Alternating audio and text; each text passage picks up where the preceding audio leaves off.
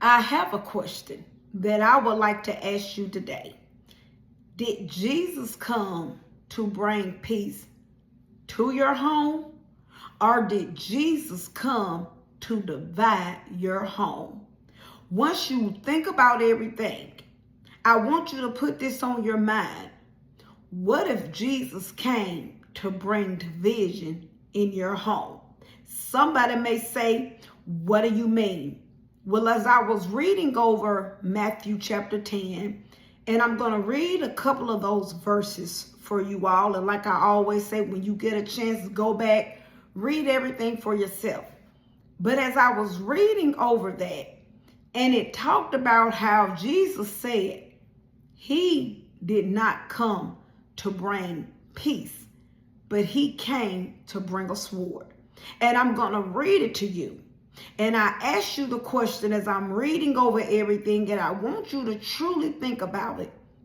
Did Jesus come to bring peace in your home, or did Jesus come to bring division in your home? I'm going to start with verse 34, and it says, "Don't imagine that I came to bring peace to the earth." And always remember, when it's written in red, this is Jesus talking, okay? And I'm going to read it again. "Don't imagine that I came to bring peace to earth. I came not to bring peace. I came not to bring peace, but a sword. I came not to bring peace, but a sword." Verse 35. "I have come to set a man against his father. I have come to set a man against his father, a daughter against her mother, and a daughter-in-law against her mother-in-law. Your enemies will be right in your own household." I want you to think about that now. Your enemies will be in your own household. "If you love your father or mother more than you love me, you are not worthy of being mine. Or if you love your son or daughter more than me, you are not worthy of being mine. If you refuse to take up your cross and follow me, you are not worthy of being mine." Verse 39. "If you cling to your life, you will lose it. But if you give up your life for me, you will find it." When you get a chance, go back, read the whole chapter, just go over everything. I'll ask you again, did Jesus come to bring peace in your home, or did he come to divide your home? And somebody may say, what? Now, when you think about the division, the divide that the Lord is talking about, now he's not talking about coming in there just causing unnecessary chaos. He's not telling you just to go home every day and act a plump fool. He's not saying that. He's not saying that you just cuss out your folks. It's okay for you just to go against your folks and treat your folks any kind of way. But it does come a point in time in our lives, if we truly say that we are for Christ. And what he's saying is, if you truly say that you are for me, are you going to go against anybody who's against me? If you truly say that you're for me, are you willing to go against and let anything go that's not for me? I want you to think about that. See, when it says that it's going to be a mother against daughter, I want you to think about that, a father against son. Because see, in this life that we live, we have to make choices.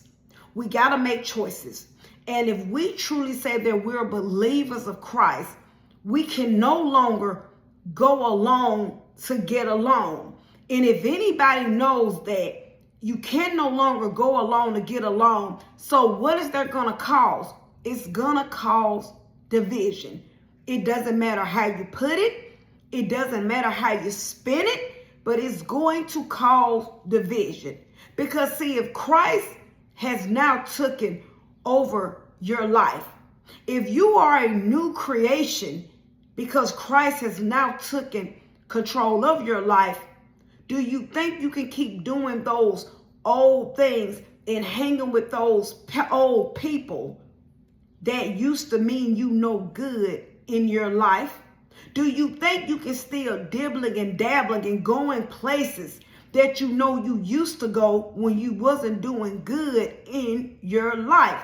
And for some of us, that means mama's house.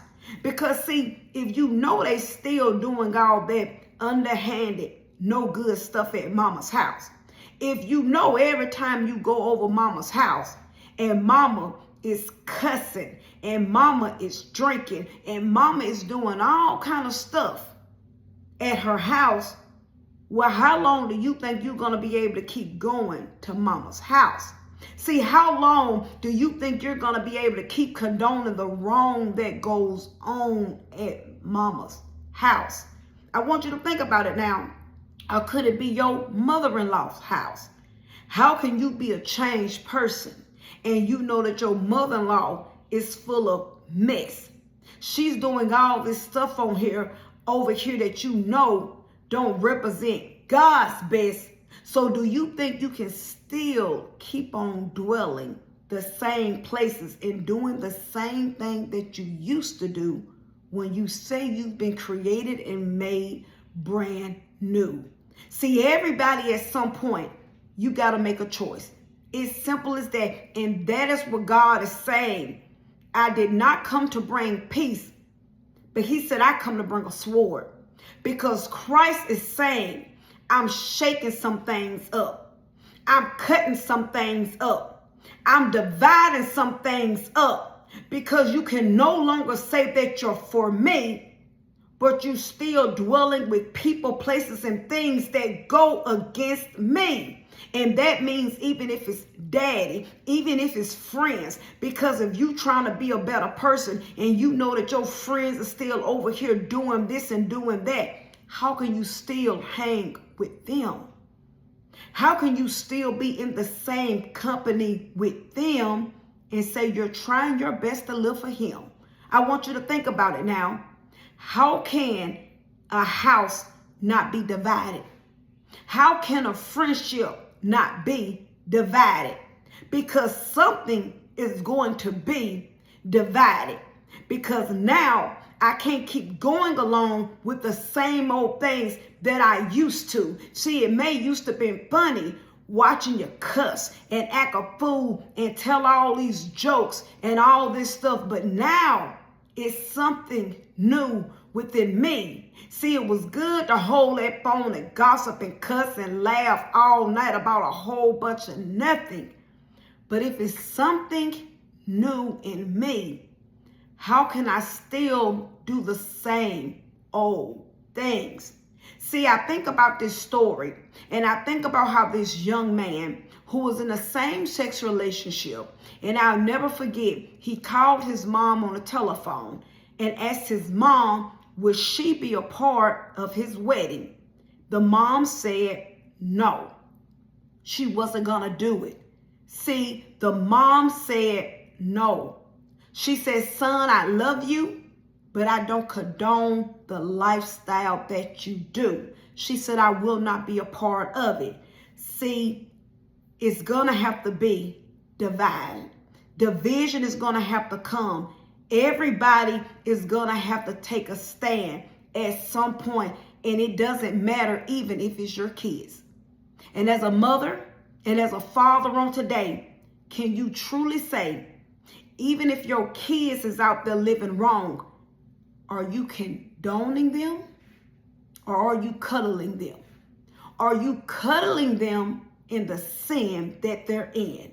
See, are you putting your foot down? Because right now, it's a lot of parents that, guess what? They allow their children, lover, to come sleep over and stay with them.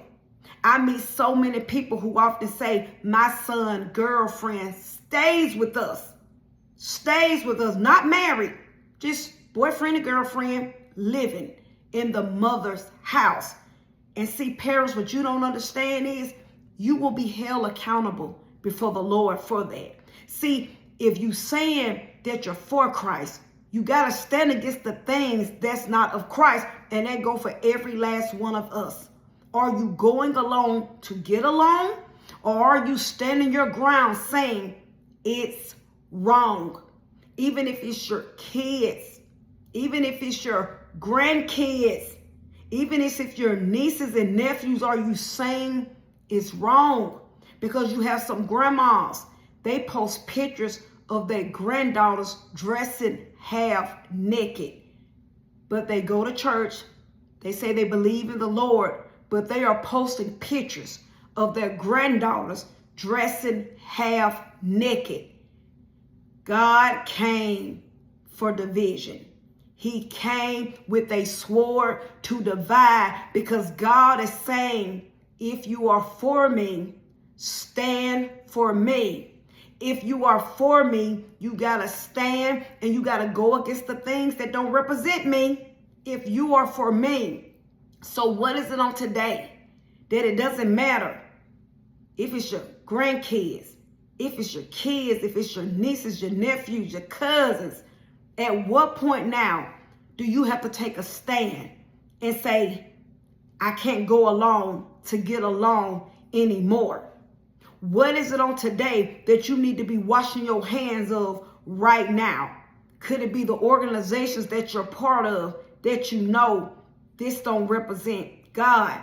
This is not of God. See, what is it that you need to let go?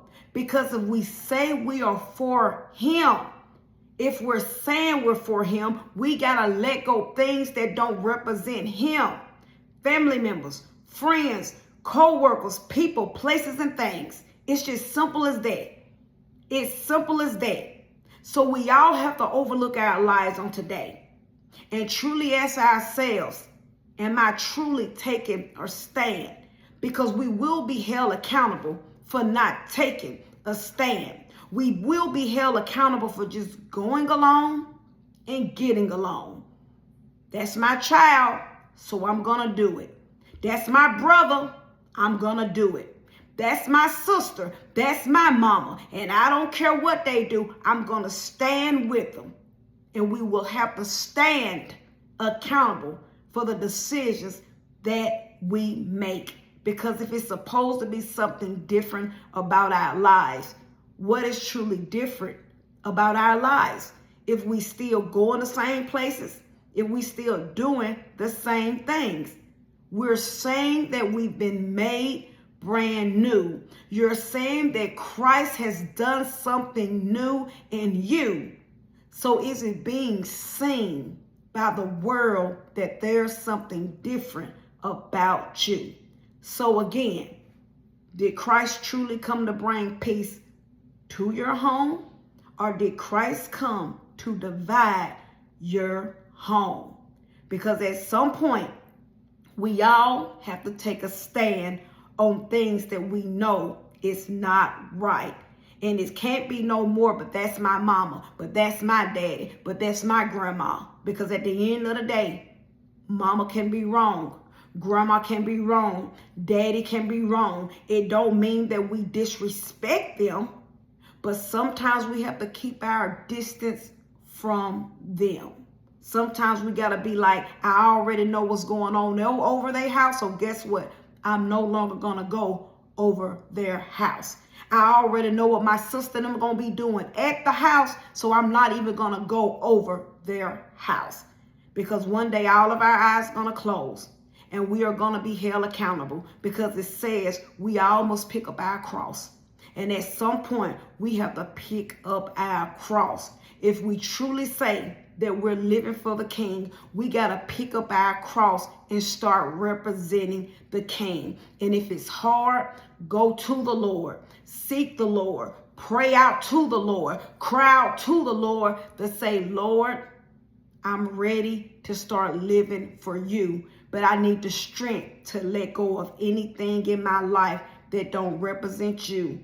Because, Lord, I don't want anything stopping me from seeing you. I don't want anything stopping me from living in eternity forever with you, because people are leaving this world and eyes are closing every day. One day it's going to be mine and one day it's going to be yours. We're just called to be right and ready when that time comes. So let's seek the Lord and go to the Lord, and we can forever know that we're trying our best to live a life that's pleasing to the Lord, and we're leaving anything alone that don't truly represent the Lord. So always remember my closing: self-examination. It's the best examination, and Jesus Christ is Lord, and he's all we have. Have a great rest of the day.